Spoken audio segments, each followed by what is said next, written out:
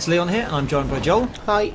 And for once, I've reviewed something. Yeah. I have reviewed Batman. I gave it 8 out of 10. It's a very good game. It's about as good as I think a third sort of game could be that's not being made by the original developer.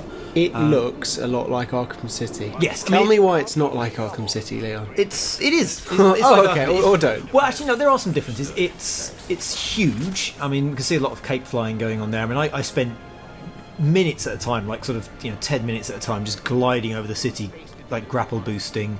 The amount of enemies in there is huge. There's like 8 or 9, 10 maybe major villains. There's obviously the 8 assassins that are after you, but there's additional sort of bad guys to hunt. And it's the best sort of simulation so far of being Batman in a big city, because you get all these random missions pop up, you intercept police calls. The different bad guys have different kind of things going on. Some have kind of almost like fetch quest kind of things. Some have like almost DLC style missions. You're never quite sure when you meet a character what you're going to get. So it is this big, huge city. There's lots going on in it. One bit of which is the main story plot. Right. Okay. I found I loved the last game, but I did find it slightly overwhelming with the amount of stuff there was to do. So you telling me this one's even bigger? It's slightly scary. Well, it's actually quite manageable, because the way they do it is they break it down into these districts. And they've taken a leaf out of Ubisoft's book where you can unlock these fast travel points. We saw the Batwing earlier, so you can travel between these towers that the Riddler has blocked. So when you go to a new area, you have to sort of find how to hack the tower and unblock it, and then you can fast travel in the Batwing. But say, for example, the Riddler's relays, he has hundreds of relays scattered around the city that you can blow up and gradually unlock parts of his sort of his mission stuff. But it's broken down into districts, so instead of going, here's 200 relays, you land in an area and there's like 12. Okay. And it's easy to just go around that district, just pick them all off, and it breaks it down into little manageable chunks. But overall, the scale is huge. Sure. Now this all looks quite familiar in terms of like just the basics of combat and like stealth versus don't piss off the guys with the guns, etc. Is that all much the same? It's largely the same. Yeah, you've got a new gadget called these electro fists that stun people when you punch them, that are quite good. There are new kind of enemy types. There's a new kind of enforcer, like a big muscly guy. There's some ninja people who counter your counters. Now, and this is all new. This is like the crime scene sort of analyzer thing, which you kind of fill in bits of evidence and then kind of scrub back and forth on a timeline. I did one at E3 and I thought it was really fun. I love that stuff. I wanted more of it than I encountered. I mean, there's lots of it. I think that I was quite pushed for time, so I had to sort of try out a bit of everything, and there is more of that to do. But yeah, it's lovely. You never sort of get lost as such. You look for the red bit, you scan it, you fast forward and backwards along the timeline, looking again for more red bits. Yeah. But you eventually create like a video version of the crime. Yeah. And you scroll back and forth. I thought it was quite nice, and it's like lovely. using your detective skills rather than just your big smashy fists and elbows for a change, which is always quite good in these games. Yeah, and it does make you feel like you are using your brain. Like I say, you never get lost. You never sort of are walking around looking for like a fingernail or something. It's always really obvious what you've got to do. The old fingernail killer strikes again.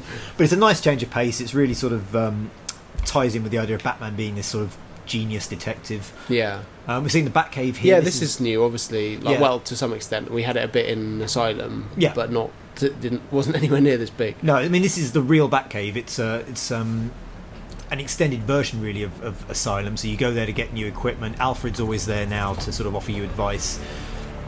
There's a training area, which we'll see in a moment, where you can try out all your sort of gear and your combos, and that unlocks stuff. A lot of the unlocks are tied to sort of completing missions, completing villain threads, and completing different challenges. The stuff between it's a young Alfred. It's very young, because this is set 2 years into Batman's kind of career. He's young, he's reckless, he's angry. There's a lot of really good character stuff between Alfred and Batman, where Alfred is the voice of reason and trying to sort of mentor his young charge, and Batman basically is a bit of a dick for quite a lot of it. Right. And there's even there's one cutscene where Batman walks in and he's got all the kind of like the strut of sort of Liam Gallagher, where he sort of walks in with a kind of like spoiling for a fight kind of attitude, and he's really nasty to Alfred, and Alfred is basically giving him very sensible advice. Right. Okay.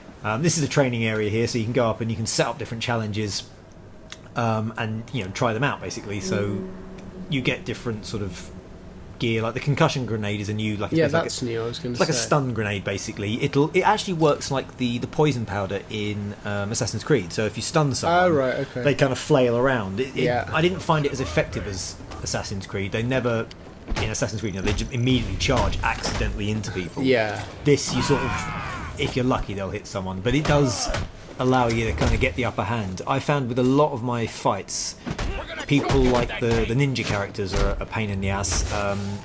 So I would sort of go around the area above, on the gargoyles, pick out my targets. I'd maybe throw a concussion grenade at one person, and then I'd glide kick my least favourite kind of opponent. Right. And you sort of set up your battles like that. Yeah, I remember always hating the shield guys. They annoyed me loads. Yeah. I was speaking to actually Matthew Pellet, who's reviewing it for Games Master, and we both sort of agreed, and Aoife, who's been reviewing it for Xbox 360, or official Xbox I should say, and we all sort of agreed maybe the combat isn't quite as crisp. It's really that's a real shame, because that's what basically defined these games, was just how crisp the combat is. It's an infinitesimal kind of difference, but there might be something with the timing, something isn't quite right, and you'd barely notice it, I think. It's only... I found myself being a little more kind of button mashy, whereas before I was, hit, combo, hit, combo, and I was always hitting like 9, 10, 12 kind of combos. This one felt a little more flaily, but like I say, it's infinitesimally so. It's I think a lot of people might not notice. It's only if you really played the last two. Yeah, that is a shame though, because like I said, the combat in these games has been class leading ever since Arkham Asylum, and like even games like Assassins, which I've just finished reviewing, they still can't touch the combat from like even the early Batman games. I still think the combat is head and shoulders above a lot of other games that try and copy it. So yeah, it is a tiny little difference. So is this Bane? This is Bane and Joker. Now something you mentioned was boss fights, which sounded inconsistent at best, to be honest. The boss fights, well, they've always been a weak point, I think, of the Batman series, and here I don't think they're inconsistent. Some are alright, some are like the very first time you meet Croc, his boss fight is basically just sort of bludgeoning him until his life bar's gone, and every kind of couple of pips on his life bar, a helicopter comes along and drops two goons down for you to fight as well. Isn't it? Yes, there's a lot of that. All the fights are basically punch this one guy a bit more than the others.